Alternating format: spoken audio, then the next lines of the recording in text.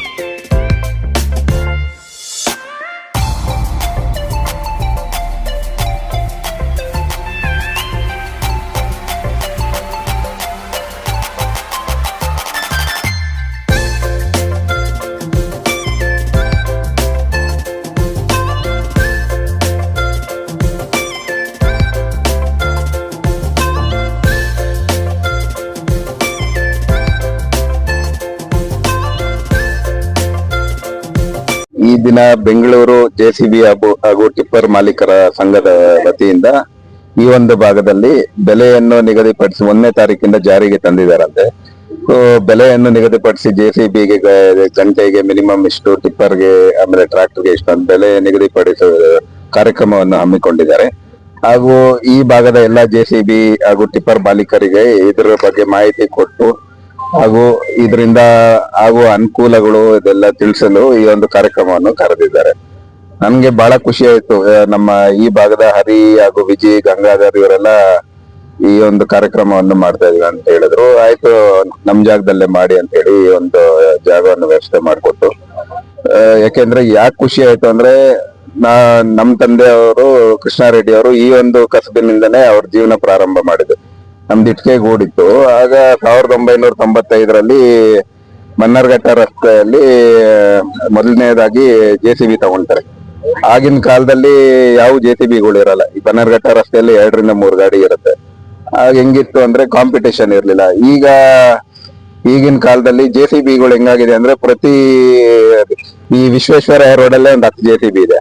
ಆಟೋಗಳಿಗಿಂತ ಹೆಚ್ಚಿಗೆ ಜೆಸಿಬಿ ಆಗೋಗಿದೆ. ಬೆಲೆ ಒಂದು ನಿಗದಿ ಮಾಡಿದ್ರೆ ಆಗ ಜೆಸಿಬಿ ಮಾಲೀಕರಿಗೆ ಎಲ್ರಿಗೂ ಅನುಕೂಲ ಆಗುತ್ತೆ. ಹಾಗೂ ಏನು ಈ ಬಾಡಿಗೆ ಕರ್ಕೊಂಡು ಹೋಗೋರು ಮಿಸ್ಯೂಸ್ ಮಾಡೋದು ಅದೆಲ್ಲ ತಪ್ಪುತ್ತೆ. ಹಾಗೂ ಪೊಲೀಸ್ ಅವರು, RTO ಅವರಿಂದ ದಬ್ಬಾಳಿಕೆ ಆಗ್ತಾ ಇದೆ ಅದು ಇದು ಅಂತ ಹೇಳ್ತಿದ್ರು. ನೀವು ಕಾನೂನನ್ನು ಪಾಲನೆ ಮಾಡಿ, ಚಾಲಕರಿಗೆ ಹೇಳೋದು ಕಾನೂನನ್ನು ಪಾಲನೆ ಮಾಡಿ, ಗಾಡಿ ಡಾಕ್ಯುಮೆಂಟ್ಸ್ ಎಲ್ಲ ಕರೆಕ್ಟ್ ಆಗಿ ಇಟ್ಕೊಂಡಿರಿ. ಆಗ ನಾವು ಪ್ರಶ್ನೆ ಮಾಡ್ಬೋದು, ಅಧಿಕಾರಿಗಳನ್ನ ಪ್ರಶ್ನೆ ಮಾಡ್ಬೋದು, ಯಾವ ಒಂದು ಕಾರಣದಿಂದ ನೀವು ನಮ್ಮನ್ನ ಹಿಡಿದು ಫೈನ್ ಆಗ್ತಾ ಇದೀರಾ ಅಂತ ಪ್ರಶ್ನೆ ಮಾಡ್ತಾರೆ.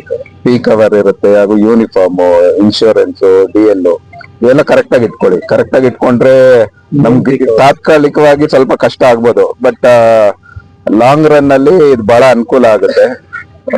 ಆಮೇಲೆ ಬೆಲೆ ಏರಿಕೆಯಿಂದ ಸಾರ್ವಜನಿಕ ತೊಂದರೆ ಆಗಲ್ಲ. ಈಗ ಏನ್ ಮಾಡಕ್ಕಾಗಲ್ಲ. ಈಗ ಡೀಸೆಲ್ ಬೆಲೆ ಏರಿಕೆ ಆಗಿದೆ. ಆಮೇಲೆ ಮಿನಿಮಮ್ ಅವರ್ಸ್ ಇವೆಲ್ಲ ಫಿಕ್ಸ್ ಮಾಡ್ಲೇಬೇಕು. ಬಿಡಿ ಭಾಗಗಳು ಜಾಸ್ತಿ ಆಗಿದೆ. ಆಮೇಲೆ ಏನಾಗಿದೆ ಅಂದ್ರೆ ಈಗ ಒಂದು ಗಾಡಿ ಏನಾದ್ರೂ ಒಂದ್ಸರಿ ಇಂಜಿನ್ ಸೀಸ್ ಆಯ್ತು ಅಂದ್ರೆ ಮಿನಿಮಮ್ 1 ಲಕ್ಷ ರೂಪಾಯಿ ಆಗುತ್ತೆ. ಸೊ ಅವ್ರ ತಿಂಗಳೆಲ್ಲ ದುಡ್ದಿದ್ದು ಅದ್ರಲ್ಲೇ ಹೋಗ್ಬಿಡುತ್ತೆ. ಆಮೇಲೆ ಯಾವ್ದಾನ ಒಂದು ಆಕ್ಸಿಡೆಂಟ್ ಆಯ್ತು ಅಂದ್ರೂ ಅಲ್ಲ ಬಹಳಷ್ಟು ನಷ್ಟ ಉಂಟಾಗುತ್ತೆ. ಸೊ ಅದರಿಂದ ಈ ಒಂದು ಯೂನಿಫಾರ್ಮಿಟಿ ಮೇಂಟೈನ್ ಮಾಡಿದ್ರೆ ಎಲ್ಲಾ JCB ಮಾಲೀಕರಿಗೂ ಅನುಕೂಲ ಆಗುತ್ತೆ ಅಂತ ಹೇಳೋದು ಇಷ್ಟಪಡ್ತೀನಿ. ದಿನಕ್ಕೆ 6 ಗಂಟೆ ಪೀಕ್ ಅವರ್ ಇದೆ. ಸೊ ಈ ಒಂದು ಸಮಯದಲ್ಲಿ JCB ಹಾಗೂ ಟಿಪ್ಪರ್ಗಳು ಓಡಾಡಕ್ ಬಿಡೋದಿಲ್ಲ. ಅದರಿಂದ ಇದನ್ನ ಅವಾಯ್ಡ್ ಮಾಡೋದಕ್ಕೋಸ್ಕರ ಇದು ಮಾಡಿ ಫಿಕ್ಸ್ ಮಾಡ್ತೇವೆ. ಆಮೇಲೆ ಈಗ ಸುಮಾರು ಒಂದು 20 ವರ್ಷದಿಂದ 600 ರೂಪಾಯಲ್ಲಿ ಸ್ಟಾರ್ಟ್ ಆಗಿದ್ದು, ಇವತ್ತು 900 ರೂಪಾಯಿ ಇದೆ ಅಂದ್ರೆ ಇದೇನು ಅಂತ ಬೆಲೆ ಏರಿಕೆ ಏನಾಗಿಲ್ಲ. ಬೇರೆ ಒಂದು ಬೆಲೆಗಳಿಗೆಲ್ಲ ಈಗ ಗ್ಯಾಸ್ ಸಿಲಿಂಡರ್ 2014ರಲ್ಲಿ 400 ರೂಪಾಯಿ ಇದ್ದಿದ್ದು ಇವತ್ತು 900 ರೂಪಾಯಿ ಆಗಿದೆ. ಅದಕ್ಕೆಲ್ಲ ಕಂಪೇರ್ ಮಾಡಿದ್ರೆ ಇದೇನಿಲ್ಲ. JCB ಮಾಲೀಕರನ್ನ ಏನೋ ಒಂಥರ ಕೇರ್ಲೆಸ್ ಆಗಿ ನೋಡೋದನ್ನ ಬಿಟ್ಬಿಡಿ. 23 ರೂಪಾಯಿ ನಮ್ಗಳ ಕಷ್ಟ ಏನು ಅಂತ ನಮ್ಗೆ ಗೊತ್ತು. 23 ರೂಪಾಯಿ ಇತ್ತು, ಇವತ್ತು 91 ರೂಪಾಯಿ ಇದೆ. ಸೊ ಸುಮಾರು ಒಂದ್ 3-4 ಪಟ್ಟು ಹೆಚ್ಚಿಗೆ ಆಗಿದೆ. ಈ ಒಂದು ಆಮೇಲೆ ಪ್ರತಿಯೊಬ್ರು ಆಪರೇಟರ್ ಜೀವನ ಮಾಡ್ಬೇಕಂದ್ರೆ ಅವ್ರಿಗೂ ಒಳ್ಳೆ ಕೈ ತುಂಬಾ ಸಂಬಳ ಕೊಡ್ಬೇಕಿಲ್ಲ ಅಂದ್ರೆ ಯಾರು ಕೆಲಸ ಮಾಡಲ್ಲ. ಆಮೇಲೆ ಪಕ್ಕದ ಆಂಧ್ರದಲ್ಲಿ 1,500 ರೂಪಾಯಿ ಇದೆಯಂತೆ ಗಂಟೆಗೆ. ಇದೇನಂತ ಹೆಚ್ಚಾಗದಲ್ಲ ಅಂತ ನನ್ನ ಒಂದು ನೋಡಿ. ಇವತ್ತು ಯಾಕೆ ಅಂದ್ರೆ ರೇಟ್ಗಳು ಜಾಸ್ತಿ ಮಾಡ್ತಾ ಇದ್ವಿ ಅಂದ್ರೆ ನಮ್ಮ ಇವತ್ತು JCB ರೇಟು ಒಂದ್ ಕಾಲದಲ್ಲಿ 2010ರಲ್ಲಿ 18 ಲಕ್ಷ ರೂಪಾಯಿ ಇತ್ತು. ಇವತ್ತು 42 ಲಕ್ಷ ರೂಪಾಯಿ ಆಗಿದೆ. ಟಿಪ್ಪರು 20 ಲಕ್ಷ ರೂಪಾಯಿ ಇತ್ತು. ಇವತ್ತು 48 ಲಕ್ಷ ರೂಪಾಯಿ ಆಗಿದೆ. ಅವತ್ತು ಆಪರೇಟರ್ ಸಂಬಳ 7,000 ರೂಪಾಯಿ ಇತ್ತು. ಇವತ್ತು 25,000 ರೂಪಾಯಿ ಕೇಳ್ತೀವಿ. ಎಲ್ಲಿ ನಾವು ಎಲ್ಲಿ ತಂದ್ಕೊಳ್ಳಿಕ್ಕೆ ಆಗುತ್ತೆ? ನಾವಿನ್ ಮನೆ ತಂದೆ ಕೊಡ್ಬೇಕಾ? ಇವತ್ತು ನೋಡಿ ಎಷ್ಟೋ ಜನ ಮಾಲೀಕರಿದ್ದಾರೆ, ಎಲ್ಲ ಮನೆಯಲ್ಲಿ ಒಡವೆಗಳು ಹರಾಜ್ ಹಾಕ್ಬಿಟ್ಟು ಆ ಒಡವೆ ಅಡ ಇಕ್ಬಿಟ್ಟು ಇವತ್ತು ಸಂಬಳ ಕೊಡೋ ಪರಿಸ್ಥಿತಿ ಬಂದ್ಬಿಟ್ಟಿದೆ. ಇವತ್ತು ಒಂದು ತಿಂಗಳಿಗೆ ಯಾವತ್ತು 50,000 EMI ಬರ್ತಾ ಇತ್ತು. ಇವತ್ತು ಒಂದು ತಿಂಗಳಿಗೆ 1.5 ಲಕ್ಷ EMI ಬರುತ್ತೆ. ಎಲ್ಲಿ ಕಟ್ಲಿಕ್ಕೆ ಆಗುತ್ತೆ ನಾವು? ಅದಕ್ಕೆ ಇವತ್ತು ಏನ್ ಮಾಡಿದೀವಿ, ನಮ್ಮ ಎಲ್ಲಾ JCB ಟಿಪ್ಪರ್ ಮಾಲೀಕ ಸಂಘದಿಂದ, ಬೆಂಗಳೂರು JCB ಟಿಪ್ಪರ್ ಮಾಲೀಕ ಸಂಘದಿಂದ ಒಂದು ರೇಟ್ ಜಾರಿಗೆ ತಂದಿದ್ದೀವಿ. JCBಗೆ 1 ಗಂಟೆಗೆ 1,200, ಟ್ರ್ಯಾಕ್ಟರ್ಗೆ 1 ದಿನಕ್ಕೆ ಬಾಡಿಗೆ 4,000, ಟಿಪ್ಪರ್ಗೆ 1 ದಿನದ ಬಾಡಿಗೆ 7,000, ಮತ್ತೆ JCB ಬ್ರೇಕರ್ 1 ಗಂಟೆಯ ದರ 1,600. ಅದನ್ನ ಪಾಲನೆ ಮಾಡ್ಕೊಂಡು ಹೋಗ್ಬೇಕು ಎಲ್ಲ ನಮ್ಮ ಮಾಲೀಕರು. ಯಾಕೆಂದ್ರೆ ಎಲ್ಲ ಮನೆ ಹೊಂದಿದ್ದಾರೆ, ಎಲ್ಲ ಊರ್ ಬಿಡೋ ಪರಿಸ್ಥಿತಿ ಬಂದ್ಬಿಟ್ಟಿದೆ. ಆ ಅವಕಾಶ ದಯವಿಟ್ಟು ಎಲ್ಲ ನನ್ನ ಬೆಂಗಳೂರು ಮಾಲೀಕ ಗ್ರಾಹಕರು ದಯವಿಟ್ಟು ಅವಕಾಶ ಕೊಡಬೇಡಿ. ಇವತ್ತು ಏನಾಗಿದೆ ಅಂದ್ರೆ ನಾವೇ ವಿಷಯ ಕೂಡ ಅಂತ ಪರಿಸ್ಥಿತಿ ಬಂದ್ಬಿಟ್ಟಿದೆ. ಇವತ್ತು ನಮ್ ಕೈಲಿ ಹೇಳ್ಕೊಳ್ಳಿಕ್ಕೆ ಆಗ್ತಾ ಇಲ್ಲ. ನಮ್ಮ ಕಣ್ಣಲ್ಲಿ ನೀರು ಬರುತ್ತೆ. ಅದನ್ನ ಹೇಳ್ಕೊಳಕ್ ಹೋದ್ರೆ ಯಾರು ಕೂಡ ನಮ್ಗೆ ಯಾವುದೇ ಸರ್ಕಾರ ಬರ್ಲಿ ಅದಕ್ಕೆ ಮಹತ್ವ ಯಾರು ಕೂಡ ನಿರ್ಧಾರ ಕೈಗೊಳ್ತಾ ಇಲ್ಲ. ದಯವಿಟ್ಟು ನಮ್ಮ ಸರ್ಕಾರನು ಕೂಡ ಗಮನ ಹರಿಸಬೇಕು. ನಮ್ಮ JCB ಟಿಪ್ಪರ್ ಮಾಲೀಕರ ಸಂಘಕ್ಕೆ ಮತ್ತೆ JCB ಹಾಗೂ ಟಿಪ್ಪರ್ ಓನರ್ಗಳಿಗೆ ಗಮನ ಹರಿಸಬೇಕು ಅಂತ ಕೇಳ್ಕೊಳ್ತೀವಿ. RTO ಅಧಿಕಾರಿಗಳು ಪೊಲೀಸ್ ಒಂದು ಕಿರುಕುಳ ಜಾಸ್ತಿ ಆಗಿದೆ ಅಂತ ಹೇಳ್ತಾ ಇದ್ದೀರಾ. ಮುಂದಿನ ದಿನದಲ್ಲಿ ಕ್ರಮ ಯಾವ ತರ ನಡೆಯುತ್ತೆ ನಿಮ್ಮ ಸಂಘಟನೆ? ಸರ್, ಈಗ RTO ಸರ್, ಇವತ್ತು RTO ಜೀಪ್ ಬಂದು ಹಿಡಿತಾ ಇಲ್ಲ ಸರ್, ಬೈಕಲ್ಲಿ ಬಂದು ಹಿಡಿತಿದ್ದಾರೆ. ಹೌದಾ ಇಲ್ವಪ್ಪ? ಬೈಕಲ್ ಬಂದು ನಮ್ಮ ಸರ್ಕಾರ ಯಾವಾಗ ಈ ತರ ನಿರ್ಧಾರ ಕೈಗೊಳ್ತೋ ಗೊತ್ತಿಲ್ಲ. ಬೈಕಲ್ ಬಂದು ಗಾಡಿ ಹಿಡಿಯೋದು, ಅಂಡರ್ಪಾಯಿಂಟ್ಗೆ ಹೋಗಿ ಗಾಡಿ ಹಿಡಿಯೋದು, ಅಟ್ಟ ಹತ್ಕೊಂಡು ಗಾಡಿ ಹಿಡಿಯೋದು, ಡ್ರೈವರ್ಗಳಿಗೆ ಅವಶ್ಯ ಸಭೆಯಿಂದ ಬಾಯಿ ಬಂದ ಬೈಯೋದು, ಅಮ್ಮ ಅಕ್ಕ ಅಂತ ನಾವು ಮಾತಾಡಬಹುದು. ಅದನ್ನ ಆತರ ಮಾತಾಡೋದು ಸರ್. ಅವನು ಅಧಿಕಾರಿನೇ ಇರಲ್ಲ, ಯಾರೋ ಏಜೆಂಟ್ ಇರ್ತಾನೆ ಅಂತ. ಏನಾರ ಮುಂದೆ ಗಾಡಿ ಹೋಗಿ ಹಿಡಿಯೋದು, ಬೈಕಲ್ಲಿ ಹೋಗಿ ಹಿಡಿಯೋದು ಅಂತ ಏನೋ ಮಾಡಿದ್ರೆ ಅವನ ಬಟ್ಟೆ ಬಿಚ್ಚಿಸಿ ಮನೆ ಕಳಿಸ್ತೀವಿ. ಇದು ಅದಕ್ಕೆ ಬೆಂಗಳೂರು JCB ಟಿಪ್ಪರ್ ಮಾಲೀಕ ಸಂಘ ಮಾಡೋ ಉದ್ದೇಶನೇ ಇದು. ತುಂಬಾ ಕಿರುಕುಳ ಆಗ್ತಿದೆ RTO ಅಧಿಕಾರಿಗಳಿಂದ ಸರ್. ಇವತ್ತು ಯಾರಿಗಿಲ್ಲ. ಇವತ್ತು ಏನಾಗ್ತದೆ ಅಂದ್ರೆ ಎಲ್ಲ ಬಾಡಿ ಲೆವೆಲ್ ಹಾಕೊಂಡು ಹೋಗ್ತದೆ. ಎಲ್ಲರಿಗೂ ಇದ್ರೂ ಬಾಡಿ ಲೆವೆಲ್ ಆದ್ರೂ ಇದು ಎಲ್ಲ ಡಾಕ್ಯುಮೆಂಟ್ ಇದ್ರು ಸರ್ ಮಿನಿಮಮ್ 5,000 ಕೇಳ್ತಾರೆ. 5,000 ಕಮ್ಮಿ ಮುಟ್ಟಲ್ಲ ಸರ್. ಏನಾದ್ರೂ ಒಂದ್ ಸ್ವಲ್ಪ ಹೆಚ್ಚು ಕಮ್ಮಿ, ಒಂದ್ ಸ್ವಲ್ಪ ಹಾಗೆ ಆದ್ರೆ ಸರ್ 80,000 ಕೇಳ್ತಾರೆ ಸರ್. 35,000 ನಮ್ಮ ಸ್ನೇಹಿತರು ಕಟ್ಟಿದ್ದಾರೆ ನಿನ್ನೆ. 35,000 ಇಲ್ಲಿಗಲ್ ಆಗಿ ವಿತೌಟ್ ಬಿಲ್. ಈಗ ನಮ್ಮ ಟ್ರಾಫಿಕ್ ನಮ್ಮ ಸಲೀಂ ಸಾಹೇಬ್ರಿದ್ರು ಸರ್. JCBಗೆ PK ಅವರು ಇರ್ಲಿಲ್ಲ. ಇವತ್ತು ಕಾರ್ತಿಕ್ ರೆಡ್ಡಿ ಅವರು ಬಂದಿದ್ದಾರೆ. ಅವ್ರ ಮನೆಗೆ ಹೋಗಕ್ಕೆ ಅನುಕೂಲ ಮಾಡ್ಕೊಳ್ಳಿಕ್ಕೆ ಏನೋ ಗೊತ್ತಿಲ್ಲ ಸರ್. ಇವತ್ತು ನಿನ್ನೆ ಬಂದಿರೋ ಒಂದು ಮಾಹಿತಿ ಲೆಟರ್ ಬಂದಿದೆ. ಬೆಳಿಗ್ಗೆ 7 ಗಂಟೆಯಿಂದ 11 ಗಂಟೆ ಅಂತೆ, 11 ಗಂಟೆಯಿಂದ ಮತ್ತೆ 3:30 ಲಾಸ್ಟ್ ಅಂತ. ಮತ್ತೆ ಇನ್ನ 3:30 ನೈಟ್ 10 ಗಂಟೆವರೆಗೂ ಗಾಡಿ ಒಳಗಡೆ ಎಂಟ್ರಿ ಇಲ್ಲ ಅಂತ ಆದೇಶ ಮಾಡ್ಬಿಟ್ಟಿದ್ದಾರೆ ಸರ್. ಲಕ್ಷಾಂತರ ರೂಪಾಯಿ ಕೋಟ್ಯಾಂತರ ರೂಪಾಯಿ ಬಂಡವಾಳ ಹಾಕಿ ಸಾಲ ಕಟ್ತಾರ ನಾವು, ನೀವಲ್ಲ ಸರ್. ದಯವಿಟ್ಟು ನಮ್ಮ ಲಾರಿ ಮಾಲೀಕರ ಬಗ್ಗೆ ಮತ್ತೆ JCB ಮಾಲೀಕರ ಬಗ್ಗೆ ಗಮನ ಹರಿಸ್ಬೇಕು. ಇದೇನ ಮುಂದುವರೆದ್ರೆ ಸರ್ ಮಿನಿಮಮ್ ಬೆಂಗಳೂರಲ್ಲಿ 13 ರಿಂದ 14 ಸಾವಿರ ಎಲ್ಲಾ JCB ಮತ್ತು ಟಿಪ್ಪರ್ಗಳಿದಾವೆ ಮತ್ತೆ ಟ್ರ್ಯಾಕ್ಟರ್ಗಳಿದಾವೆ ಸರ್. ನಿಮ್ಮ ಆಫೀಸ್ ಮುಂದೆ ನಿಲ್ತದೆ, ಜಾಗ ಇರಲ್ಲ. ಇಡೀ ಅರ್ಧ ಬೆಂಗಳೂರು, ಮುಕ್ಕಾಲ್ ಭಾಗ ಬೆಂಗಳೂರು ರೋಡೇ ಬ್ಲಾಕ್ ಆಗೋದು. ನಾವೇನಾದ್ರು ಮನ್ಸು ಮಾಡಿದ್ರೆ ಎಲ್ಲ ಒಗ್ಗಟ್ಟಾಗಿ ನಾವೇನಾದ್ರು ಎಲ್ಲ ಮಾಲೀಕರು ಒಗ್ಗಟ್ಟಾದ್ರೆ ಬೆಂಗಳೂರು ಅಭಿವೃದ್ಧಿ ಆಗಲ್ಲ. ನಮ್ಮ ಉಪಮುಖ್ಯಮಂತ್ರಿಗಳು DK ಶಿವಕುಮಾರ್ ಸಾಹೇಬರು ಗ್ರೇಟರ್ ಬೆಂಗಳೂರಿನ ಅಭಿವೃದ್ಧಿ ಮಾಡುವಂತ ಒಳ್ಳೆ ಕಾನ್ಸೆಪ್ಟ್ ಇಟ್ಕೊಂಡಿದ್ದಾರೆ. ಅವರಿಗೆ ನಾವು ಬೆಂಬಲ ಕೊಡಬೇಕು. ನಮ್ ಸಹಕಾರ ಇದೆ, JCB ಹಾಗೂ ಟಿಪ್ಪರ್ ಮಾಲೀಕರ ಸಂಘ ಸಹಕಾರ ಇದೆ.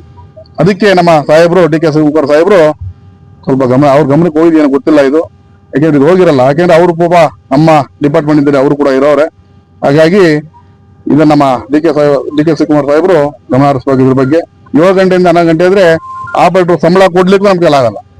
ಇವತ್ತಿನ ಪರಿಸ್ಥಿತಿ ಆ ತರ ಬಂದಿದೆ. ದಯವಿಟ್ಟು ನಮ್ಮ ಸರ್ಕಾರ ಗಮನ ಹರಿಸಬೇಕು ಅಂತ ಕೇಳ್ಕೊತಾ, ಪೀಕ್ ಅವ್ರು ದಯವಿಟ್ಟು JCB 7 ಗಂಟೆ ಮಾಡ್ಬಿಟ್ಟಿದ್ರಿ, ಅದನ್ನ ಮಾಡ್ಲಿಕ್ಕೆ ಹೋಗ್ಬೇಡಿ. ಆಗಲ್ಲ, ಆಪರೇಟರ್ ಎದ್ ಬರೋದೇ 7 ಗಂಟೆಗೆ.